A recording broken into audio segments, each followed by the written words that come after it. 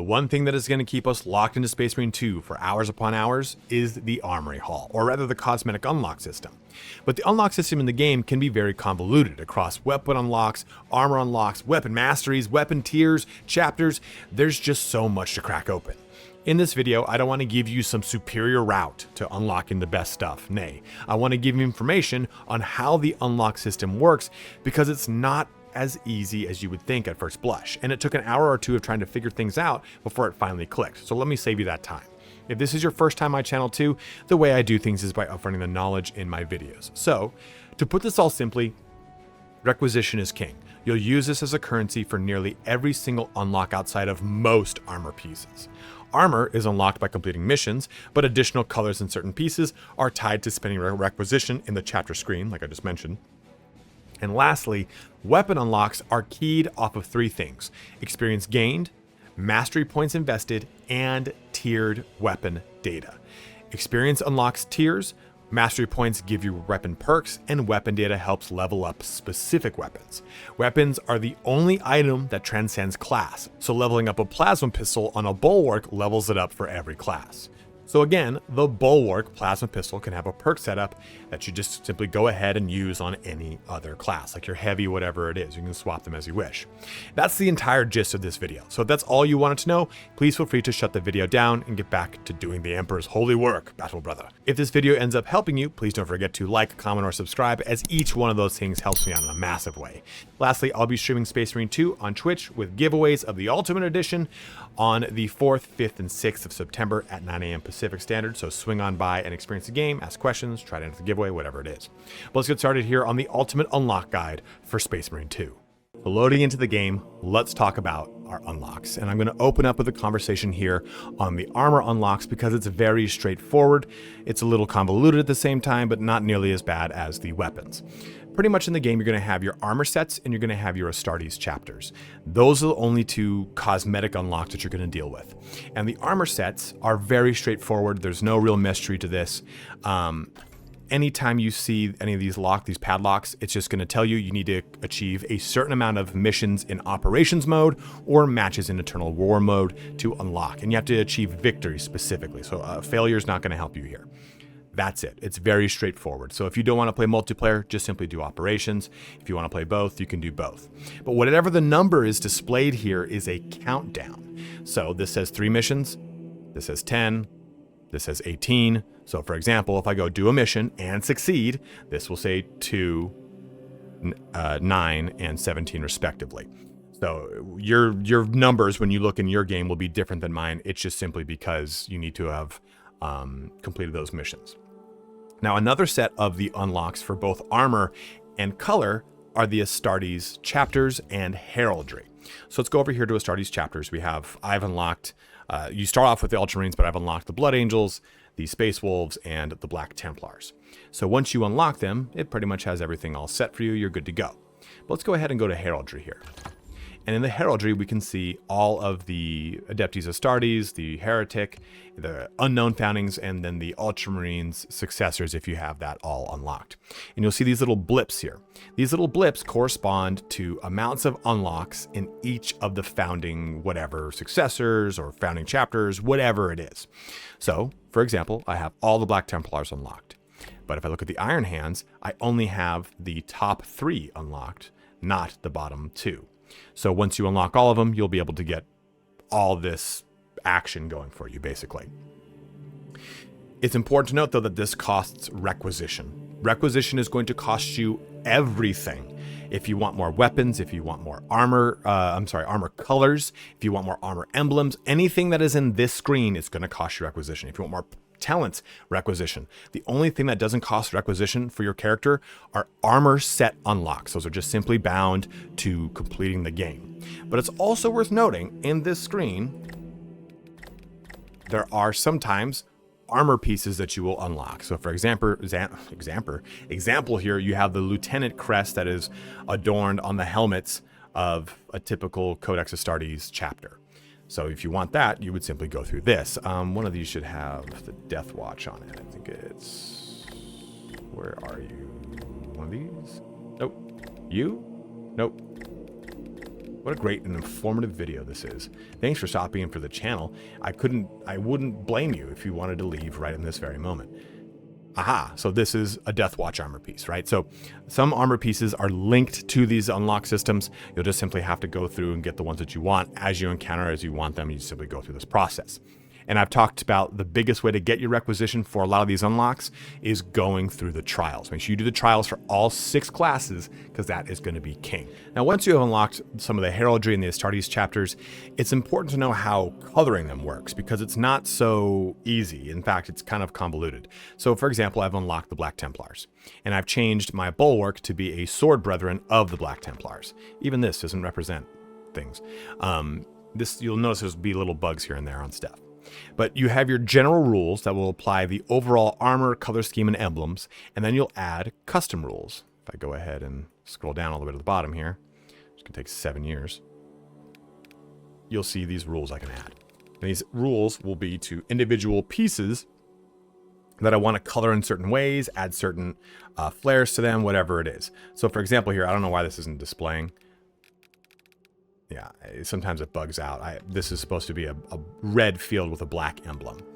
But this is important because you might unlock a primary color, but you have not unlocked that color for all slots. So let's take a look at the breastplate here. The breastplate has Abaddon Black. So those coming from tabletop, you know Abaddon Black. It's right there. And you'll see there's other blacks here. Well, that's Eshin Gray. You have Null and Oil right here, different color blacks. So I've unlocked the Abaddon Black here. If I go into the tertiary, because you have primary, secondary, and tertiary, the tertiary color here is set to silver. The other color is black. It is not Abaddon Black. So if you don't have Corvus Black unlocked, which I didn't, then you cannot use it. Here's another example here. I have got White Scar unlocked. That's a base paint if you come from that painting world. But if I go over here, I don't have this white. This is Korax white. So you have to unlock the primary, secondary, and tertiary versions of colors. And it will tell you, it'll say if you go to Heraldry, it'll say that this is Korax white, a tertiary color. This is Eshin Gray color pack. So if it says color pack, it will unlock, oh man, it will unlock Eshin for more than one colors. I think it also goes for secondary. It'll unlock it for more than just one. There it goes, Eshin Gray. It will unlock it for more than one, I guess you could say, category. So it's a kind of a convoluted system, but just make sure you take a look at it. You might think, oh, I unlocked black. This is what I did. I unlocked black. I'm like, cool. I'll just set it for this tertiary. And I didn't. I had to unlock Corvus Black. So it's kind of a pain in the ass. And I'm just expressing what I had to go through so that you don't have to do it. Let's go to weapons now. All right, I saved this for you guys. Your weapon has 4 tiers: standard, master crafted, artificer or tier 3, and relic. Let's just go over here. You can see all 3 of them. Boom. And you have corresponding amounts of experience to unlock those tiers. So you'll see my bolt pistol experience is at 6,970, right? 6,970. Nice. And if I get 7,500, I get to artificer. It's important to know, though, that once you get to 7,500, you will not get more experience until you unlock this tier, which is going to start a conversation about our currencies here. But progressing through this is what makes your weapon better. It's what gives you more perks. It's what gives you more mastery points. It's ultimately the biggest point of progression in the game. Now, of course, too, some weapons will transcend classes, like say the plasma pistol, for example, is on the bulwark and on the heavy, or the bolt pistol is, I think, on every single class. I think it's on every single class. Yeah, pretty sure. I could be wrong. Who knows? I'm pretty positive. Now, what you want to know here, though, is I've gotten my plasma pistol to 7,500 experience. I now need to unlock it. I would hold down left click here. I'd spend a tier 3 resource, and then I'd get access to these 2. Now, what you see at the top here are your 3 resources. You have Mastercrafted, Artificer, and Relic resources. You'll get these 2 from the 1st and the 2nd difficulty. You'll get this one from the 3rd difficulty, and you'll get this one from the 4th difficulty. And you'll get them randomly across the map, or if you kill a boss, or both. If you happen to get the weapon data on the map and kill a mini boss on the map, then you'll get 2 weapon data leaving the map, which is absolutely clutch. So once you have gotten the prerequisite amount of experience and you have the weapon data, you hold left click and you unlock it. And now you can start getting experience again in this tier. You don't need to jump into one of these right away, but this enables you to actually get more experience and keep pushing through this progression, because now this starts a conversation on mastery points. So looking again at this example here for our pistol. Pistol I use probably the most because I play the most on bulwark, heavy, and assault. And the only one who doesn't benefit is assault. So once I've unlocked this tier, which we just did previously, right? We now have our 2 weapons. And the weapons here, so this is going to give me plus 1.5. Anytime you see that little plus at the end right there, so 1 plus or 6 plus, that's basically a half of a point.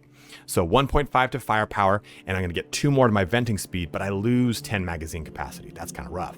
What's this one? I'm going to gain 10 magazine capacity, and I gain 1 firepower. I find personally that the efficiency of the plasma pistol is my biggest holdback, so I'm going to go ahead and buy this one.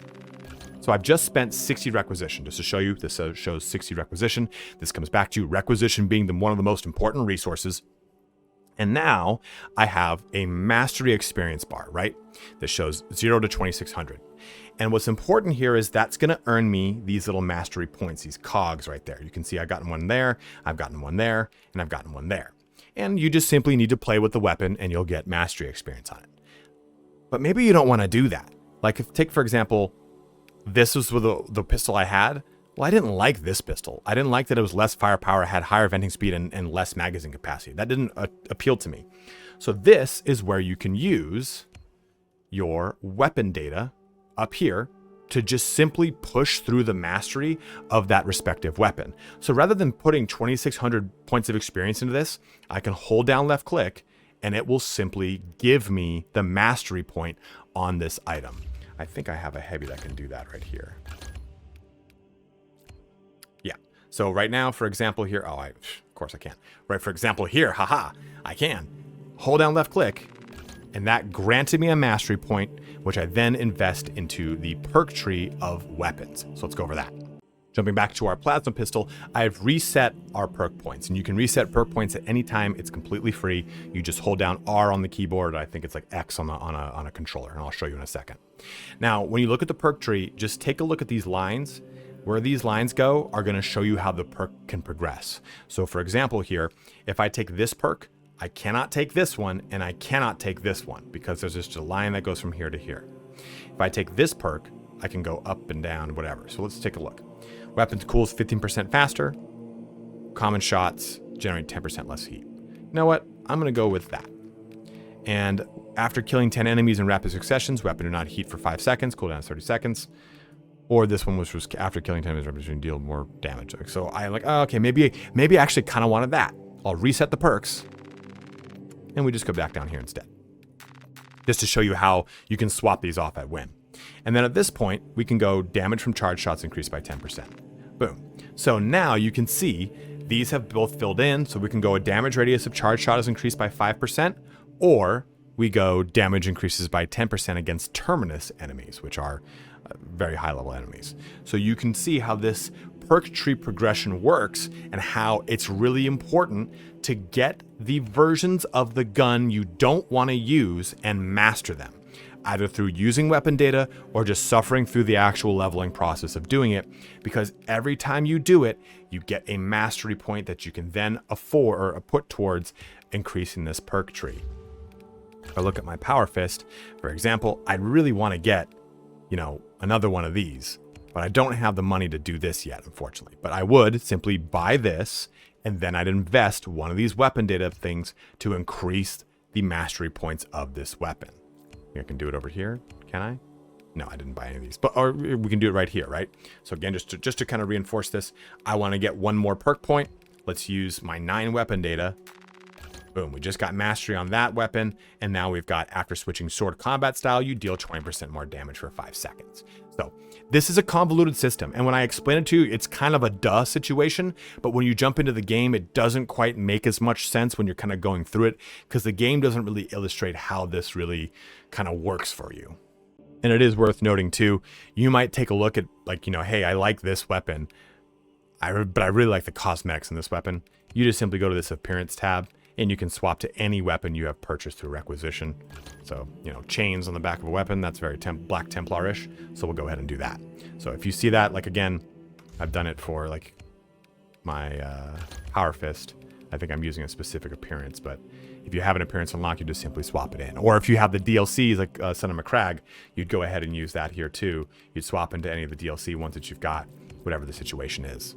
Now, one of the last and crucial things to understand about unlocks is your perk tree. And your perk tree is divided into 4 sectors or categories: core, team, gear, and signature. And you'll start up here and you'll progress through it from left to right, bottom to top. Very easy, right? This is a level 25 perk. This is a level 2 perk. But it's important to see these little dotted lines here because every single one of these columns is mutually exclusive. You can't just simply go, oh, I'm going to choose all these perks. If I choose this, okay, of course I haven't bought it. If I choose this, then I shut off this. You choose one of the 3. One of the 3, of the 3, of the 3, of the 3, of the 3. These, on the other hand, same situation, right? You're just choosing one of the 3, one of the 3. So just know that going into it so that you're not going, well, okay, I'm going to have this and this and this. I'm going to be super strong and super strong. There's a little bit of build involved in this. So for example here, I'm focusing on a perfect time parry here. Shield bash deals more damage. The banner deals a small amount of damage over time. That wasn't valuable to me, so I didn't buy it because I liked this more. After a shield bash, you do not lose control upon taking heavy hits, and you cannot be knocked back for 5 seconds. I mean, I could definitely go ahead and buy this because until I get to the point that I've got it, it's just a wasted slot. But for me, I wanted to invest those requisition elsewhere because I just didn't see a use for it. And by all means, buy them all as kind of time permits, but you can kind of pick and choose where you go on this perk tree by simply taking a look at these and saying, hey, okay, damage of charge attacks increased by 20%. That's just not going to really help me. But when Iron Halo is active, all squad members within 10 meters deal 10% more range damage. That's always going to help me. So you can kind of balance these out to see what's going to make sense for the builds you have in mind. And I'm sure we'll have build calculators online, stuff like that in the days to come. Like jump pack dash damages enemies along its trajectory. This is an example of something that is just not good. Like the jump dash is not amazing in the game. So I don't see a benefit in this, period. Or this one right here. Any use of jump pack reloads the equipped ranged weapon. Reloading in this game is so quick that that's 40 requisition I'd rather spend on buying a new weapon, getting a different cosmetic, any other thing I'm going to put requisition towards. So don't feel like you have to unlock all these talents immediately, but just know how the talent system unlocks or works is that you're investing one in each row, or I'm sorry, each column, rather than taking all of them. And here's a quick little bonus tip. This color scheme comes from a gentleman on Instagram called Sanguine Night Terrors. It's a cool custom paint job that he did for his successor chapter of Blood Angels. So if you like looking at tabletop miniatures and awesome paint jobs, please go check out Sanguine Night Terrors on Instagram. But one thing that he's done is he's painted these Grieve Kneepads a certain color. And I was kind of frustrated in that we talked about how you can do these custom rules. Well, I was like, well, you can't do custom rules like that. You can get around it though by setting an emblem's field and color to the same color. So for example, too, I have these Spears of the Emperor as my tactical, or Emperor's Spears, sorry, and they have the same thing. They've got a colored knee pad. So this is just kind of a nice little aside bonus tip. So if you want certain things like that, try to take advantage of coloring emblems to get the desired effect on things, right? Like obviously with this, I just not put an emblem on there, but it's knee pads that you find this to be the most prevalent situation. But that sums up the entire unlock system in Space Marine 2. And like I said, it is very tricky. I think the biggest thing that I got lost on initially was the weapon unlock, followed by the weapon data, followed by the mastery points and how all those play together. You will unlock every single weapon in the game, right? Because that's how you get all the mastery points to allocate to your perk tree to custom build out your individual weapons. That's a crucial little bit of information. You're not just simply going to focus on the ones that you want to use. You can just bypass it by using that weapon data, right? And then getting those mastery points for the perks. Those things are very convoluted. And also especially the kind of dichotomy between Astartes Chapters and the armor system and how that is different. Ultimately, though, once you kind of really put it through its paces, you'll click into it pretty quickly and you'll understand everything. One thing I will say is it is a bit of a trap to spend your requisition on your heraldry up front, but I don't give a shit, so I did it. So paint your guys however you want, you know, like a lot of things or guys in the internet are going to tell you don't do that, focus on the weapons first or do this first. The game is meant to be enjoyed, so by all means, spend the requisition however you want. So what if there's a mission or two where you're not absolutely optimized? At least you'll look fucking cool, and that's all that matters, right, in a game about Space Marines. But if you have any other tips that you've encountered, go ahead and let them know in the comment section below. I've been playing now for the last 2-3 weeks through early access, so I'm very excited to share all of this with you guys. Don't forget to check me out on Twitch, where I will be streaming Space Marine 2 quite a bit. You can find that linked in the description below. But as always, thank you so much for watching here today. Have a good one and take care.